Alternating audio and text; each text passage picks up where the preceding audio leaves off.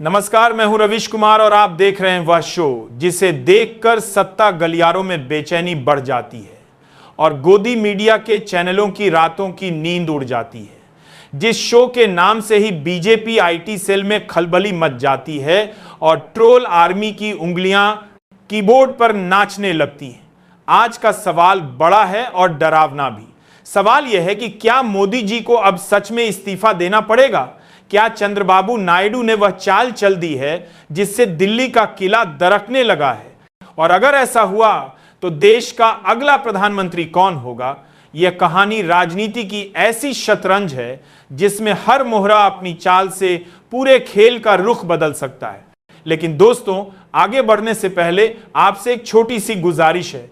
अगर आपने अभी तक इस चैनल को सब्सक्राइब नहीं किया है, एक यूपी आपको सभी ताकि तो तुरंत कर लीजिए। अगर आप हमारे साथ हैं तो इसका मतलब है कि आप गोदी मीडिया के अंधभक्त नहीं बल्कि जागरूक नागरिक हैं। और हां, वीडियो को लाइक कीजिए और कमेंट में बताइए कि आप हमें कहां से देख रहे हैं, बिहार से, यूपी से, दिल्ली से या फिर दुबई और न्यूयॉर्क से। क्योंकि लोकतंत्र में असली ताकत जनता की आवाज होती है और यह आवाज तभी गूंजेगी जब आप जैसे लोग सवाल पूछेंगे। अब आइए असली खेल शुरू करते हैं। सबसे पहले सोचिए कि आखिर चंद्रबाबू नायडू का नाम आते ही दिल्ली की सियासत क्यों कांपने लगती है? वजह साफ है, यह आदमी राजनीति का असली खिलाड़ी है। आंध्र प्रदेश का चाणक्य कहा जाता है इन्हें। कभी बीजेपी का दामन थामा, कभी कांग्रेस से हाथ मिलाया और कभी अकेले ही मैदान में उतरकर सबको चौंका दिया। यानी इनकी राजनीति उस समंदर की लहरों जैसी है जो हवा की दिशा देखकर कभी इधर जाती है तो कभी उधर। लेकिन इस बार नायडू के तेवर बदले हुए हैं। इस बार मामला उनके राजनीतिक अस्तित्व का है। दरअसल हाल ही में बना एक नया कानून कहता है कि अगर कोई मुख्यमंत्री 30 दिन से ज्यादा जेल में रहा तो उसे पद छोड़ना पड़ेगा। और आपको याद होगा कि कुछ महीने पहले नायडू खुद जेल जा चुके हैं। अब सोचिए, नायडू को इससे साफ संदेश मिल गया है कि अगर वे चीन देश बारन में दूसरा दुश्मन का दिमाग किया है, बीजेपी के इशारे पर नाचते रहे तो अगला शिकार वही हो सकते हैं। दिल्ली दरबार की राजनीति ऐसी है जहां दोस्तों को भी दुश्मन बनाने में देर नहीं लगती। इतिहास गवाह है कि बीजेपी के साथ खड़े होकर कोई भी दल अपने पैरों पर खड़ा नहीं रह पाया। महाराष्ट्र की कहानी देख लीजिए। बाला साहेब ठाकरे ने बीजेपी को पालपोस कर बड़ा किया और जब उनका बेटा उद्धव ठाकरे मुख्यमंत्री बना तो उसी बीजेपी ने रातों रात खेलकर उनकी कुर्सी छीन ली। पंजाब का हाल देख लीजिए। अकाली दल ने दशकों तक बीजेपी का साथ दिया और आज अस्तित्व बचाने के लिए संघर्ष कर रहा है। बिहार में नीतीश कुमार का हाल सबके सामने है। कभी किंगमेकर कहलाते थे लेकिन आज हाशिए पर धकेले जा चुके हैं। यानी साफ है कि बीजेपी के साथ जो गया उसका अंत बुरा ही हुआ। यही डर अब नायडू के दिल में घर कर गया है। दोस्तों, अब खबर यह है कि नायडू पर्दे के पीछे राहुल गांधी से बातचीत कर रहे हैं। उनकी तेलंगाना के मुख्यमंत्री से मुलाकात की तस्वीरें भी वायरल हुई हैं।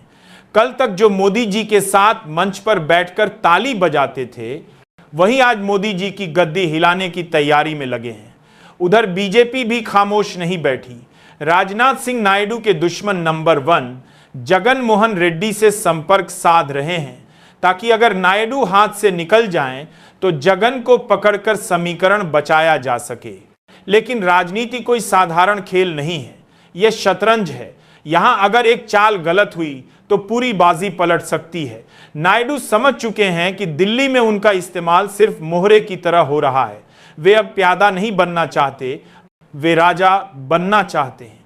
और यही डर बीजेपी को सताने लगा है। सोचिए दोस्तों, अगर नायडू सच में एनडीए छोड़कर विपक्ष के साथ चले जाते हैं तो हालात कितने बदल जाएंगे।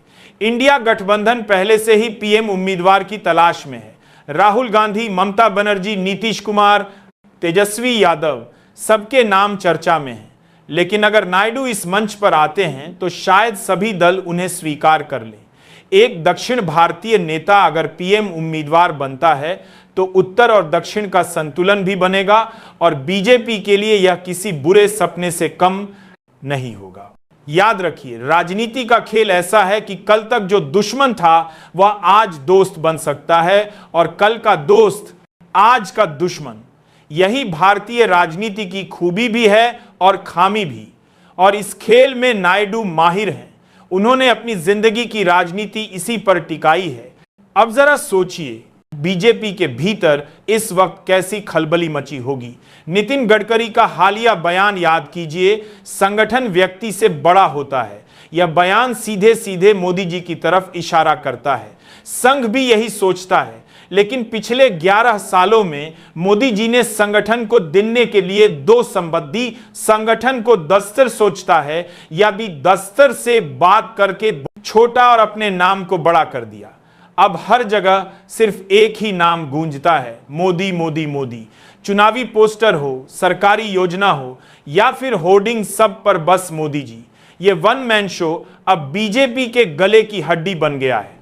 दोस्तों, अब यहां एक और बड़ा सवाल उठता है, क्या मोदी जी की गद्दी अब पहले जैसी मजबूत है? जनता अब सवाल पूछ रही है। किसान पूछ रहे हैं कि हमारी उपज का दाम क्यों नहीं मिल रहा। नौजवान पूछ रहे हैं कि नौकरी कहां है। महिलाएं पूछ रही हैं कि जब उनका अपमान हुआ तो प्रधानमंत्री चुप क्यों रहे। प्रियंका गांधी बार बार कह रही हैं कि बिहार की बेटियों का अपमान हुआ और प्रधानमंत्री मौन साधे बैठे रहे। यही सवाल जनता के बीच गूंज रहे हैं और यही सवाल चुनाव में बीजेपी को भारी पड़ सकते हैं। याद रखिए, कांग्रेस अध्यक्ष खड़गे ने कहा है यह सरकार 6 महीने में गिर जाएगी, और यह बात सिर्फ मजाक नहीं है, यह उस बेचैनी का इशारा है जो बीजेपी और संघ के भीतर पनप रही है। संघ के भीतर चर्चा हो रही है कि क्या मोदी जी के बाद पार्टी को कोई नया चेहरा, बागरा है जी है संघ के, खड़ा करना चाहिए। नाम उछल रहे हैं योगी आदित्यनाथ, नितिन गडकरी, राजनाथ सिंह। यानी बीजेपी के भीतर भी एक साइलेंट रिवॉल्यूशन चल रहा है। अब जरा आम जनता की हालत देखिए। लोग पूछ रहे हैं कि हमारा रोजगार कहां है, हमारी शिक्षा और स्वास्थ्य व्यवस्था क्यों बर्बाद हो रही है, महंगाई क्यों आसमान छू रही है। लेकिन गोदी मीडिया पर क्या दिखता है? मोदी जी की दाढ़ी, मोदी जी का योग, मोदी जी की चाय। असली मुद्दे गायब हैं और जनता परेशान है। लेकिन लोकतंत्र में असली मुद्दे ही सत्ता बदलते हैं और यही डर बीजेपी को सता रहा है।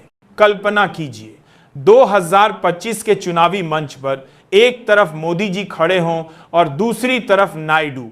मंच पर राहुल गांधी, ममता बनर्जी, अखिलेश यादव और तेजस्वी यादव ताली बजा रहे हों और भीड़ से नारे लग रहे हों, अब की बार मोदी सरकार आउट। यह तस्वीर ही बीजेपी के लिए डरावनी है।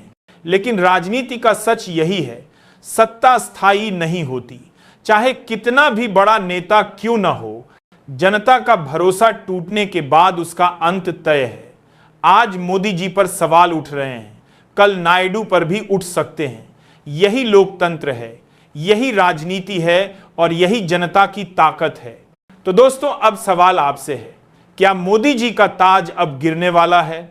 क्या नायडू विपक्ष का नया चेहरा बन सकते हैं? और क्या दिल्ली की गद्दी अब पहले जैसी मजबूत नहीं रही?